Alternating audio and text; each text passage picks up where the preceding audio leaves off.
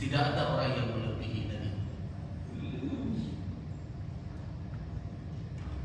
Berbicara tentang kesempurnaan ibadah, kesempurnaan amalan dalam menunaikan hak Allah Subhanahu wa taala dan hak manusia, hak makhluk, tidak ada yang melebihi Rasulullah Muhammad sallallahu alaihi wasallam. Jadi kalau ada pula orang mengatakan lebih dia dari Nabi, jangan dengarkan lagi. Allah Subhanahu wa taala, tidak ada orang yang bisa sampai kepada peringkat betul-betul telah menjalankan ta'zim, pengagungan, penyembahan kepada Allah dengan hakikat sebenar-benar, haqqaqatan. Kenapa? Karena manusia tidak ada yang tidak tersalah. Sedangkan Rasul saja yang ma'sum, yang terpelihara dari maksiat dan dosa. Nabi itu tidak berdosa. Tidak berani beliau mengatakan bahwa ibadah beliau itu adalah yang sempurna.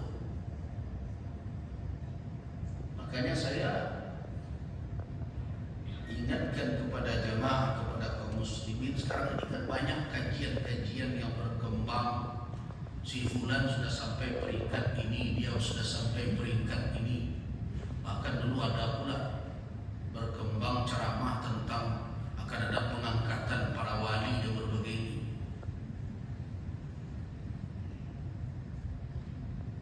Ada orang yang bisa mengetahui kadar iman orang lain, tingkat kewalian orang lain, gitu ya. Ini semenjak kapan istilah-istilah seperti ini muncul? Apakah ini ada muncul di era-era para ulama yang dikatakan para a'immatul madzhab, imam-imam mazhab itu? Kita yakin ada aulia Allah, tapi tidak ada petunjuk untuk membuat senarai atau buku catatan siapa yang wali. Dan berbagai mustalahat istilah dikemukakan, ada ghaus, ada qutub, ada abdan, dan berbagai macam. Dari mana mustalahat itu? Kalau perkara kajian ilmu tasawuf sebagai suatu disiplin ilmu, kita tidak membantah bahwa dia adalah suatu disiplin ilmu yang ada di dalam khazanah keilmuan kaum muslimin. Tetapi ketika dia dicampur adukkan dengan kajian falsafah, sudah masuk teori-teori tentang nur yang ada di sisi Allah Subhanahu wa taala, kemudian dia turun dari langit ke langit dan melahirkan berbagai macam. Itu datang teori dari mana? Apakah Rasulullah pernah mengatakan hal demikian? Bagi siapa yang pernah mempelajari teori filsafat emanasi akan bertemu dia mirip dengan. Jadi kalau tidak hati-hati umat Islam, maka menyelusuplah berbagai macam pandangan dan fikiran dari luar Islam masuk ke dalam tubuh umat Islam kita. Apapun kita menyebut dengan bahasa kita maha, apakah maha itu sudah mencakup seluruh apa yang dimiliki oleh Allah berupa kesempurnaan zat dan sifat? Tidak. Itu cuma bahasa yang bisa kita pakai. Nah, karena itu dalam beribadah pun, mari Bapak dan Ibu kita peringatkan diri kita, betapapun hebatnya kita, tahajud kita sepanjang malam, ya,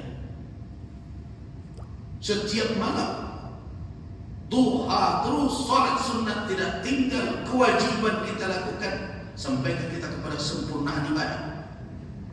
Lihat Nabi, tadi saya katakan tidak ada manusia yang paling bertakwa dibandingkan Rasul. Beliau yang mengatakan, bukan alasan kesombongan, beliau katakan.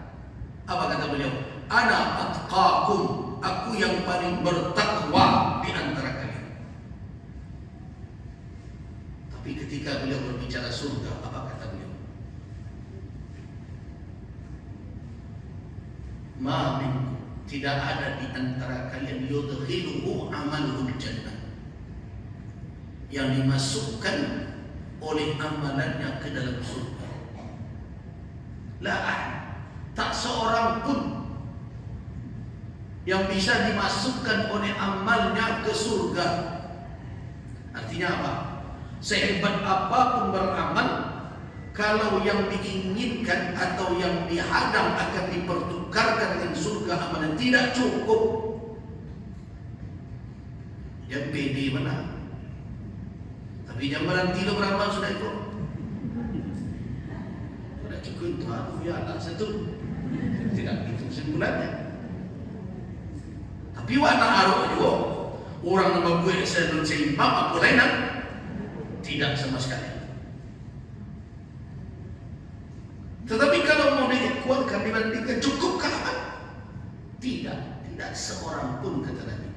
Nah, ketika sahabat bertanya kepada beliau, wala anta ya Rasulullah, engkau tidak pula ya Rasul? Wala ana, saya juga tidak. Nah, kenapa orang hari ini merasa dengan amannya seolah-olah sudah menjadi penduduk surga, pelihan teh lo posisi nyokap paling nomor 1?